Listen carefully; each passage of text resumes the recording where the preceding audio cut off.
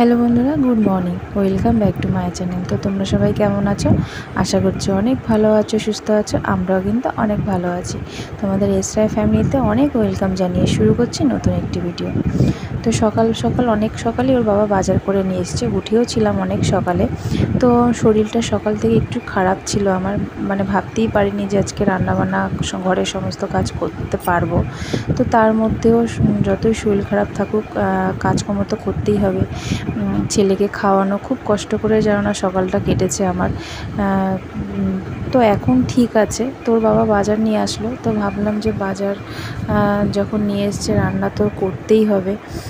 তোর বাবা মাছ নিয়ে এসেছিলো, পাবদা মাছ, তো তারই ঝাল করব দেখে সর্ষেটা বেটে নিচ্ছি। আসলে আমার মিক্সিতে না সর্ষেটা বাটা হয় না, একদমই ভালো হয় না, মানে গোটা গোটা থেকে যায় সর্ষেটা। আর অল্প সর্ষে তো একদমই হবে না। তো আগে ভিজিয়ে রাখতাম, সর্ষেটা ভিজিয়ে রেখে আদা কিংবা লঙ্কার সাথে যদি বাটতাম তাহলে হতো। তো আমার তো লঙ্কা বাটা রয়েছে, এবার তার জন্য না আর যদি দিতাম শুধু সর্ষে তাহলে একদমই হতো না। সেই কারণে মশলাটা বেটে নিলাম, সর্ষেটা আর কি।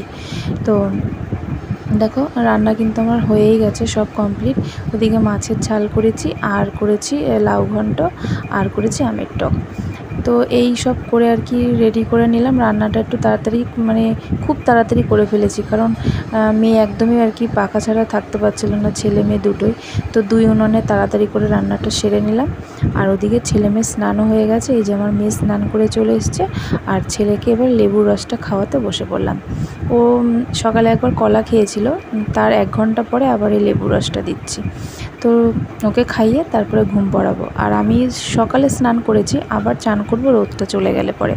আমি রোজ এখন এরকমই করি। আসলে গরম পড়েছে, রান্নাবান্নার পরেও একবার ভাবি চান করি, কিন্তু তখনও রোদ থাকে, আবার সেই গরম লাগে। সেই জন্য কি করি, একদম রোদটা যে চলে যায় 5টার পরে গিয়ে আবার স্নানটা সেরে নিই।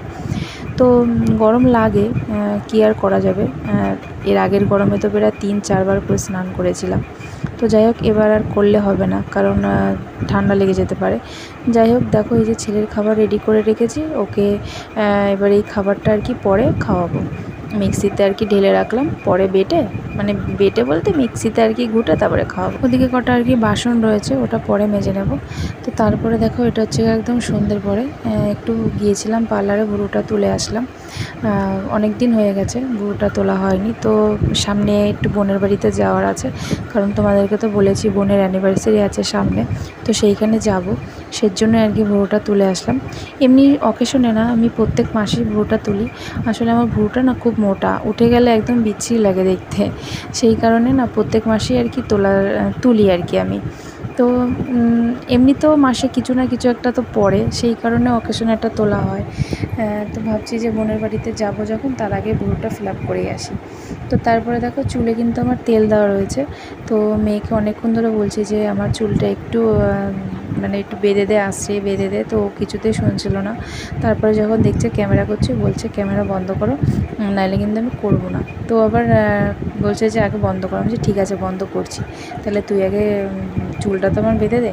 বলছে আগে বন্ধ করো তারপরে চুলটা বেঁধে দেবো। আমি বলছি ঠিক আছে আমি বন্ধ করে দেবো। তো অনেকক্ষণ তোকে ওরে আর কি ঘ্যানাচ্ছে। আগে না ঘ্যানাতে হতো না আমার মেয়েকে, যখনই বলতাম ও চুল বেঁধে দিত। আর ও এখন একটা ছুতা পেয়েছে, কি বলো তো, বলে কি তোমার চুলগুলো ছোটো ছোটো বেরিয়ে যায়, আমি ঠিকমতো বেরোনি করতে পারি না, চুলগুলো কেন কেটেছো। তো ওকে আর কি বলবো, বোঝানো তো ওকে যায় না। যাই হোক, চুলগুলো আমার কিন্তু অনেকটাই বড় হয়ে গেছে।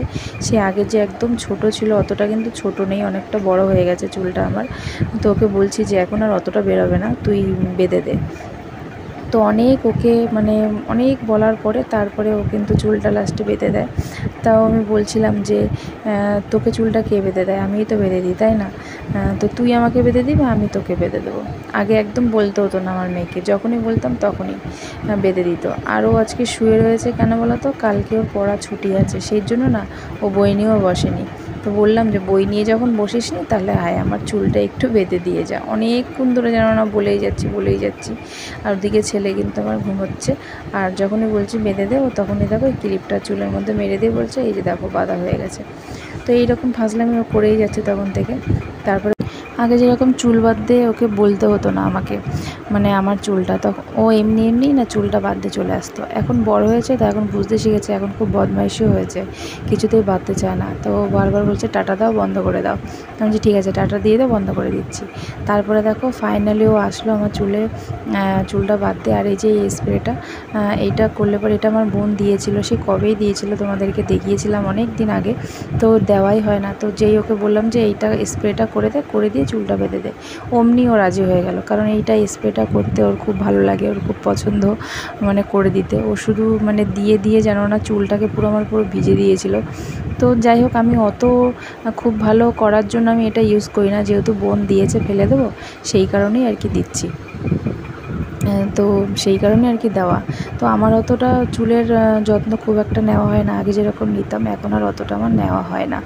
তো যাই হোক, বোন দিয়েছে সেই জন্যই আর কি দিচ্ছি, ফেলে তো আর দেওয়া যায় না, ঠিক আছে।